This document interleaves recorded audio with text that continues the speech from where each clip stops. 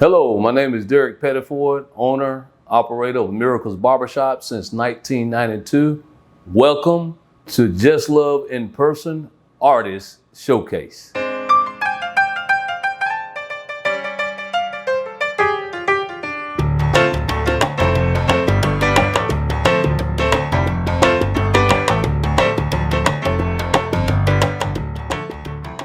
I'm the son of Frank and Barbara Pettiford, two brothers, Frankie Pettiford, Anthony Pettiford.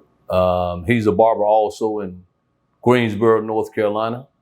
I started out at South Elementary, which I grew up in Person Court, Housing Authority, and I left and went to Southern Middle School.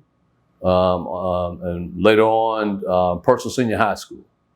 Graduated from Person Senior High School in '87, and went on to barber school, Harris Barber College in Raleigh, North Carolina.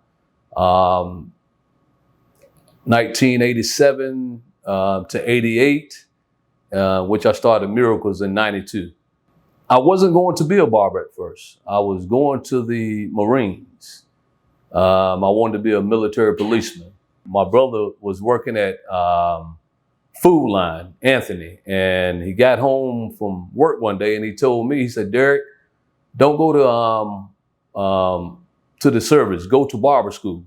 We used to experiment on each other with Gillette throwaway razors, giving each other edge ups, putting parts in each other's hair, and just experiment. We started out with Gillette throwaway razors, which ended up turning into clippers.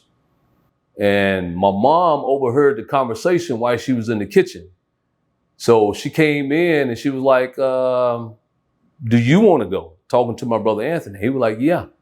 So he went to barber school 86, 87. I went to barber school 87, 88. He started his shop in Greensboro in 91, and I started Miracles in 92.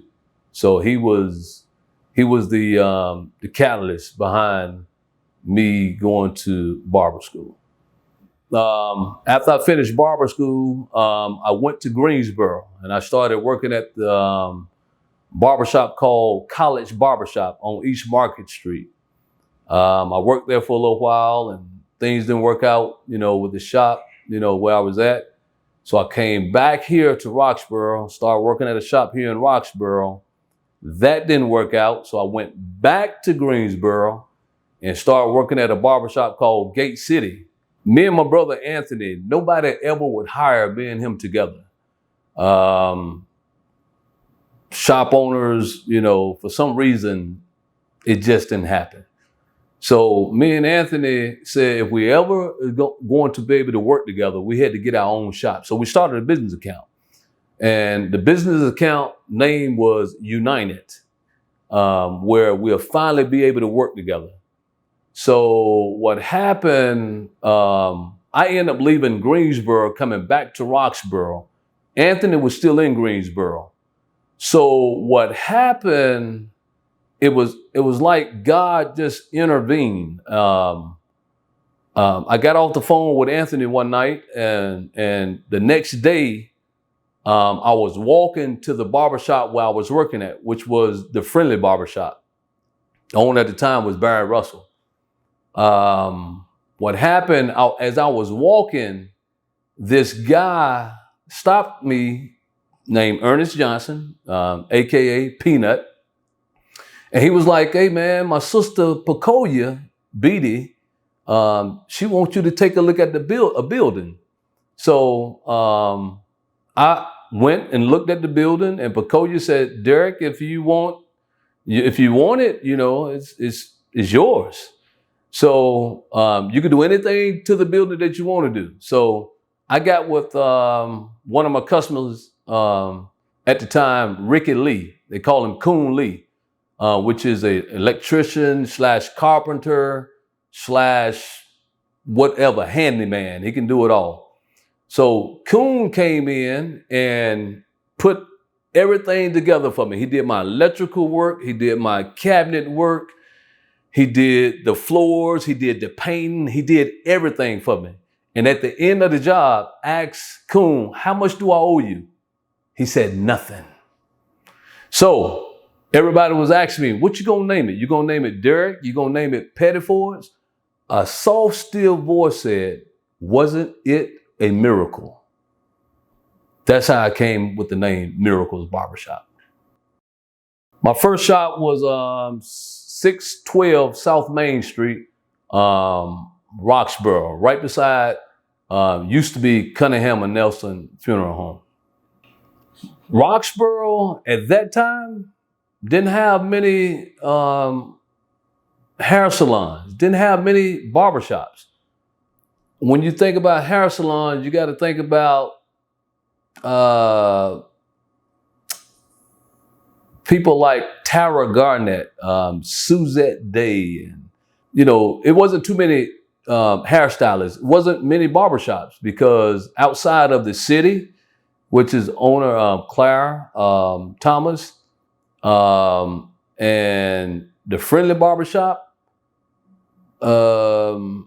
I think Miracles might have been the next Afro-American shop on the scene outside of those two. But the city is definitely, the pioneer of barbershops and Friendly Barbershop when you talk about Person County. Wow, when I think about the pioneers of barbering here in Person County, you got to go back to George Beard, Benny Johnson, Joe Johnson, Floyd, J.C. Bailey, Roosevelt Outlaw, Shorty Outlaw. Oh man, I don't want to forget nobody, but Fred Mitchell.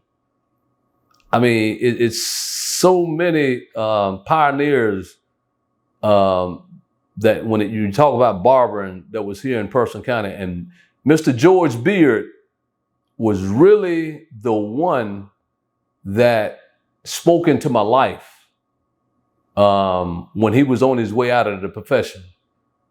I never forget, I was sitting in the barbershop with him and he was rubbing his leg. And he said, Derrick, he said, if you ever decide to be a barber, which I had no plans, he said, son, two things you don't do. He said, don't lend out money to your customers and don't charge haircuts. That means when customers come in with a sad story, and sometimes they could be telling the truth, and they come in and they say, Pettiford, if you don't mind, can I get a haircut until Friday of next week? And next week never gets here, and you never see them again. Or they wait 6 months, maybe a year, before they come back to the shop, thinking you forgot that they didn't pay for the haircut. But that's what I mean by charging haircuts. I mean, if you don't have the money today, we'll be open tomorrow. Because you wanna help people. And sometimes, as you know, in helping people, you end up being the one getting the short end of the stick. But it happened, and it even happens sometimes now. But it ain't nowhere like it was in the beginning, because as you begin to grow in the profession and in the business, you'll figure it out. Early years, it was the clientele was never the problem, but being a business owner was the problem, because nobody ever taught me how to be a businessman. My dad wasn't a businessman. My dad, no doubt. But as far as knowing the business, I didn't know. So it was a lot of, bumps in the road that I had to experience and I had to go through. It was tough. Knowing how to budget, because anytime with a barber, anytime you got money all the time on you, cash, you got to have discipline, and you gotta know exactly how to put things in its rightful place as a business owner. And that's something that I didn't know starting out. But as time grew and God brought different people into my life, I began to know the business better. But Mr. George Beard, he said, don't lend out money and don't charge haircuts, because you're gonna lose a friend and you're gonna lose a customer.